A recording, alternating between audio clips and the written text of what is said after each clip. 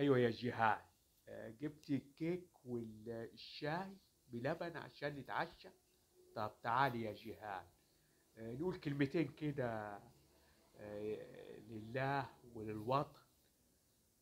انا الظاهر يا جيهان كنت لما مقترح اللي نزلناه زمان عن الحقوق الأحوال الشخصية للسيدات كان في نوع من المبالغة، لأن كل ما بيتمادى والتمادي ماشي والرجالة مضطهدين، في تنمر عليهم شديد يا جهاد، بشكل مزري.